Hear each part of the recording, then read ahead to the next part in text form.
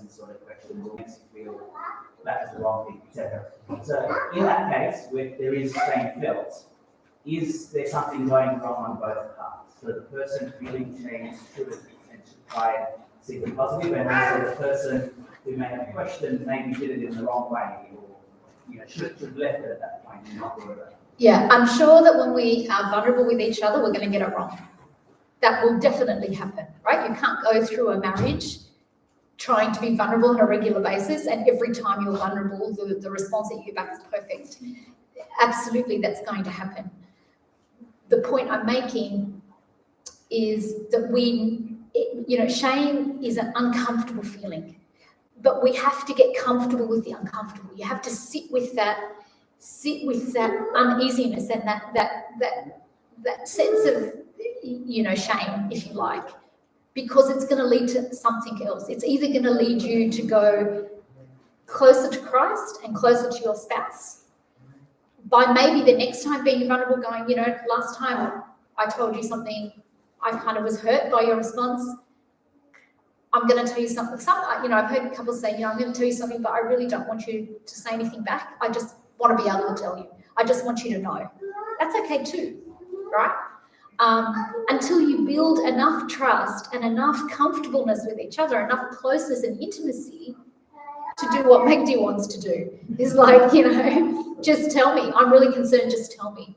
And for couples, and it's really important that Magdi raise that, because when you are at that point and you can just go, when somebody says to you, this happened, and you can say that, I'm really concerned about that. Sit down, we need to have a cup of tea. Why? Why are you feeling like that?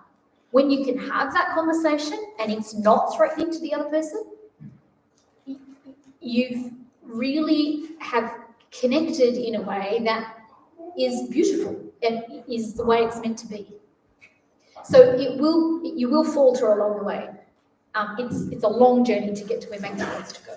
But is the fault at both sides? So what I'm trying to say is, if I say, look, because I love you, I just want to tell you, I think you went wrong here, and then the person feels guilty or ashamed. So is that wrong on yes. speaking, or the other person should just not feel? Don't give advice. Don't give advice and don't give judgment. Never give advice and give judgment unless you're invited to do it. So, and that's why I'm saying where Magdi got to is nice, it's ideal, but if you're sitting there going, you've told me this, I'm really concerned about that, tell me why it is, and then the person tells you, and then you just go, well, this is what you should do, or I think you were wrong in the way that you behaved, that's never acceptable.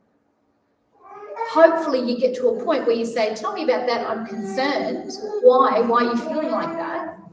Then the other person says, well, I'm feeling like that because, what do you think? That's different. The second you're asked, what do you think? Go for it. But without that invitation, you're just sitting there loving the other person quietly. When they say, what are you thinking about? I think it's well. That's okay. That's okay. God uses those. It'll be okay, don't worry about it. Then the other person, if the other person, but see, you're already making judgment by saying they're at fault. No, I mean, in reality, they need to work on not feeling shame. Fine. Then that's their work. Sorry? The objective blame. Yes, like if they say to you, what do you think, and you tell them, and then they feel shame, that's their issue. Because they've asked. So you shouldn't reword what you say to sort of... You need to be honest. You need to be honest. And the problem is exactly what you're saying. We don't want to hurt the other person. And so we're dishonest, or we stop talking, or we sugarcoat it. We have to be able to have difficult conversations with each other.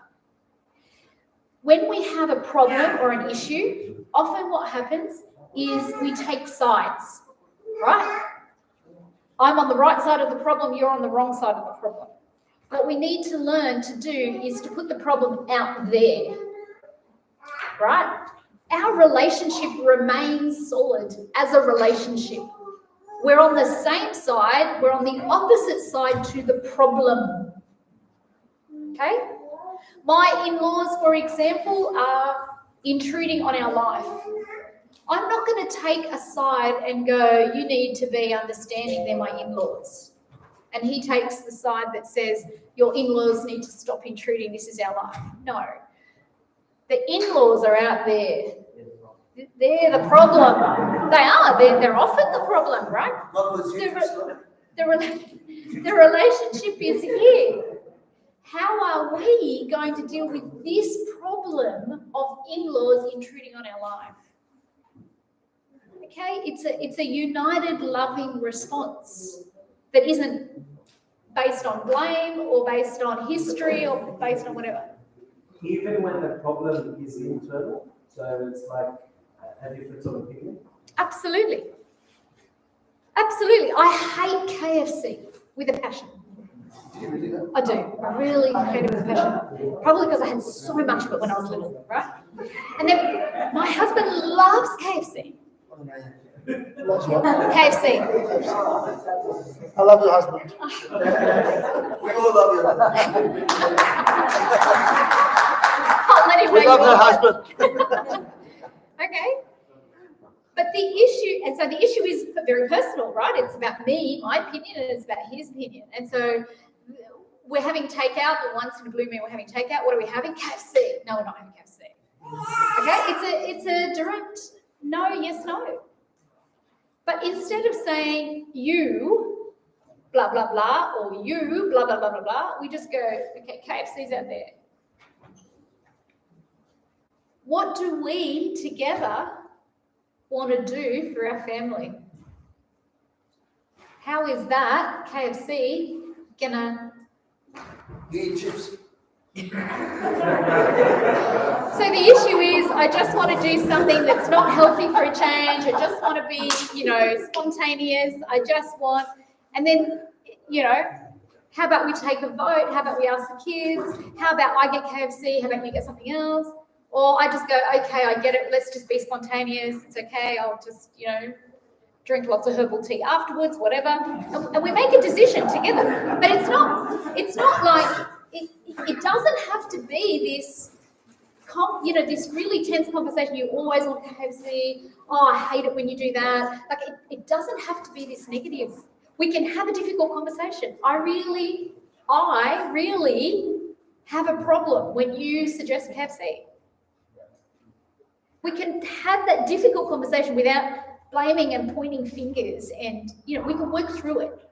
We're adults. Yeah, it's just hard to externalize that problem sometimes. Like, Yes. you get, I feel, I don't know, I speak to myself. You get really emotionally invested in the topic. Yeah.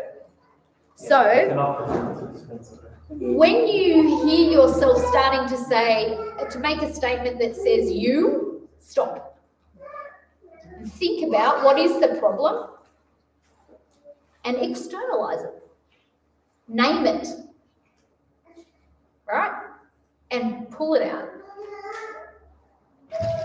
You're right. And it's hard to do in the spontaneity of the moment. But the more you do it, the more you practice, the more it's actually easy.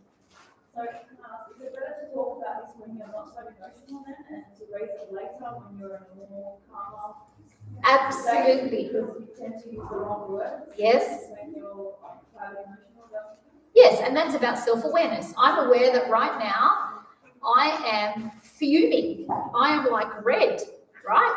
There's steam coming out of my ears. I can feel my body just, But at that time you feel like that's when you want to. You do channel it. Softness of how you think.